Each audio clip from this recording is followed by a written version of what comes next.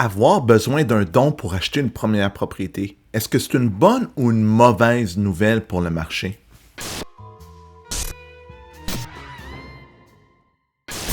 Donc, la presse publiait un article qui disait que ça devenait de plus en plus difficile d'acheter sans maman et papa une maison. Mais en fait, on peut dire un don peut venir de quelqu'un d'autre que ça, là, mais on s'entend qu'en général, ça vient des parents. Moi, ce qui m'a frappé dans cet article-là, puis pourquoi je veux en parler, c'est que ça dit que c'est près du tiers des acheteurs québécois qui ont reçu un coup de main financier de la famille pour leur aider à acheter une propriété. Donc, la question que je veux qu'on se pose aujourd'hui, c'est-tu une bonne ou une mauvaise nouvelle? Mais avant, on fait un petit survol.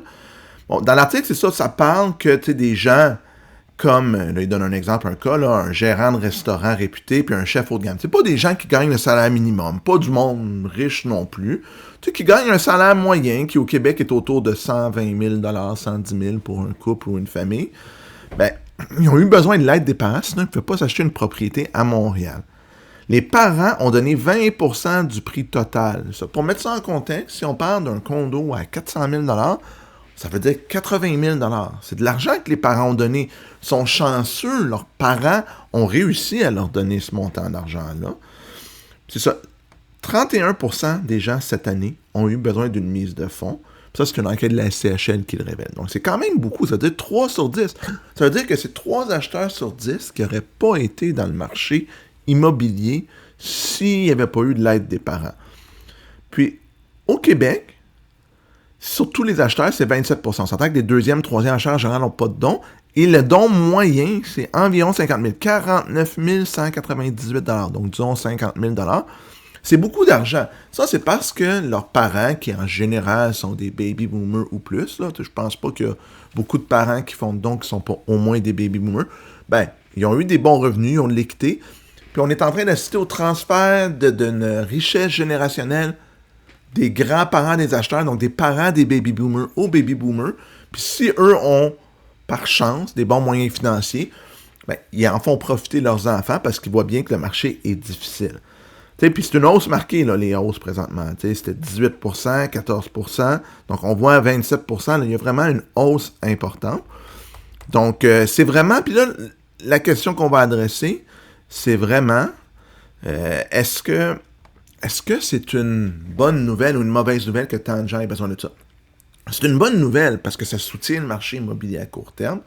Puis les parents baby boomers, qui ont acheté leur maison 50 000 $ il y a 40 ans, qui aujourd'hui vaut 5, 6, 700 000 $, ils ont de l'équité, ils en font profiter de leur vivant parce qu'ils ont les ressources financières.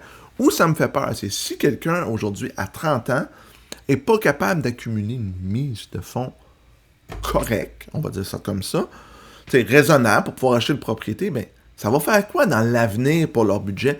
Est-ce que dans 30-40 ans, on va souffrir parce que cette génération-là va avoir eu tellement besoin d'aide, va avoir eu la corde au cou, le budget serré pendant tellement d'années que là, ils vont arriver à 60-65 ans, puis la retraite va être impactée. Moi, c'est ça qui me fait le plus peur. C'est bien, moi, si je peux aider mes enfants à acheter une propriété, ça va me faire plaisir, mais si en les aidant, ça fait qu'ils ne deviennent pas responsables financièrement, ça peut devenir un enjeu. Donc, oui, c'est une bonne nouvelle à court terme, sauf que si ces parents-là arrêtent aussi, ben, qu'est-ce que ça va faire? Imaginez 3 acheteurs sur 10 qui sont plus dans le marché immobilier, c'est une baisse de 30% de la demande. Là, ça pourrait faire mal au prix. Fait que là, on est dans un équilibre ultra précaire.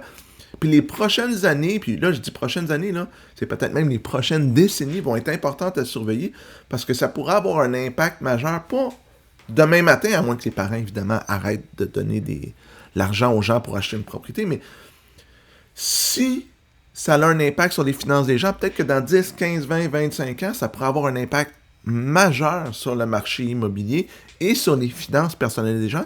Et moi, c'est pour ça que je pense que c'est pas une excellente nouvelle. C'est pas une très, très mauvaise nouvelle, mais j'espère que les gens vont se responsabiliser et que ça ne causera pas un choc financier dans le moyen et long terme. Puis comme je vous dis, là, je parle pas dans 1 an ou 2, là.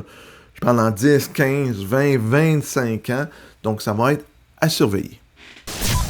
Êtes-vous d'accord ou pas avec mon analyse de la situation? Mettez-la en commentaire, ça me ferait plaisir de vous lire.